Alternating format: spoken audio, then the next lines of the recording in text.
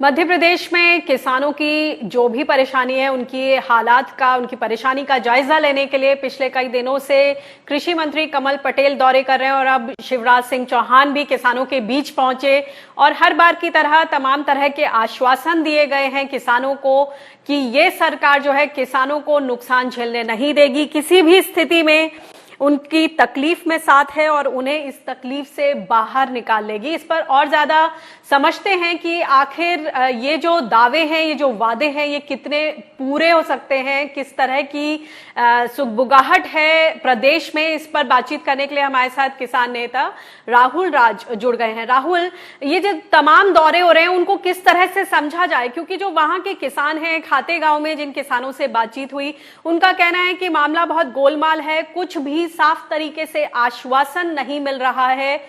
क्या स्थिति आप समझते हैं? ये जो दौरे हैं, इसका मतलब फौरी तौर पर कोई राहत मिलेगी कि नहीं आरबीसी 6.4 के तहत, या फिर सिर्फ फसल बीमा को लेकर आश्वासन सामने आ रहे हैं? देखिए अनिका जी, जहां तक माननीय शिवराज जी के, मुख्यमंत्री जी के दौरे का सवाल है, उनकी आदत है खेतों में जाके किसानों के साथ दिखावा करने की। जो वो विपक्ष में रहे या पक्ष में रहे, उनका जो उन्हें बीमारी है मीडिया में रहने की, वो उसके बगैर रह नहीं सकते। और जहाँ तक सवाल मध्य प्रदेश का है, जब फसल बीमा की कोई कंपनी तय नहीं हुई है, तो इस बार के जो सोयाबीन नष्ट हुई है उसकी फसल का शिवराज जी किस आधार पर कह रहे हैं कि फसल बीमा मिलेगा?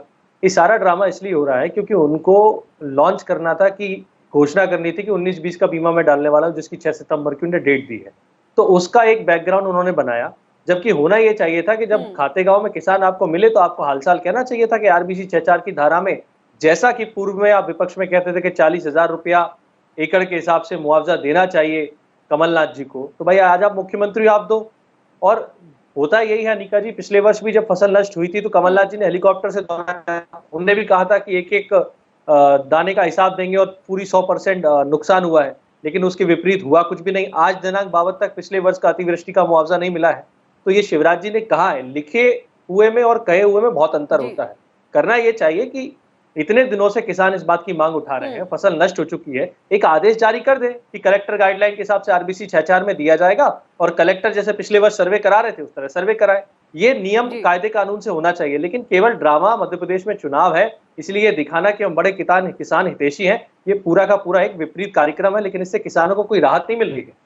लेकिन ऐसे में ये बताइए कि किसान क्या उन पर एतबार करेंगे? क्योंकि पहले भी उन्होंने जब बोला, जब वो सरकार में नहीं थे, उन्होंने बोला था कि इतनी राशि 40,000 प्रति हेक्टेयर के हिसाब से मुआवजा मिलना चाहिए। जब उन्होंने खुद बोला था तब वो सरकार में नहीं थे, अब तो उनकी अपनी सरकार है, तो किसान क्या उनकी इन बातों पर एतबार करेंगे?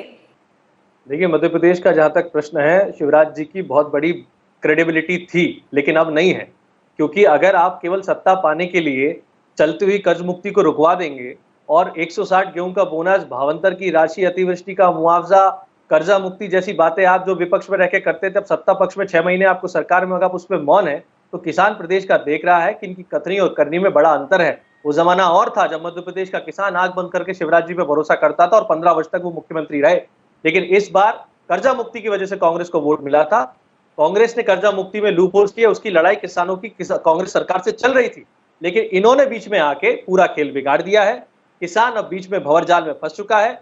महाराज और शिवराज मिलकर किसानों को मूर्ख बनाने का कार्यक्रम अब जो चल रहा है वो चालू हो चुका है। कमलनाथ जी ने जो किया सो किया, वो अब विपक्ष में है, कांग्रेस से सवाल करने वाली बात खत्म हो चुकी है। आज जो सत्ता में है वो कर्जा मुक्ति पे मौन है। ये दर्शाता है कि उनके मन में खोट है और निजी स्वार्थों के हित में जो सरकार गिरा के कार्यक्रम हुआ है, ये कोई जनसेवक नहीं है। मैंने कल भी एक कार्यक्रम में कहा था, ये निजी स्वार्थों की आड़ में गिरा के किसान का सबसे बड़ा मरण अनिका जी मध्य प्रदेश में हुआ है, क्योंकि बरसों के बाद ये लंबी मांग थी कर्जा मुक्ति की, चालू हुई थी। अरे जिसने कहा था उससे तो हम झगड़ लेते, आपने तो कहा नहीं। आपके तो प्रवक्ता उठा के ये कह देते हैं कि साहब हमारी तो कोई घोषणा नहीं थी, अब किसान जाए तो कहां जाए।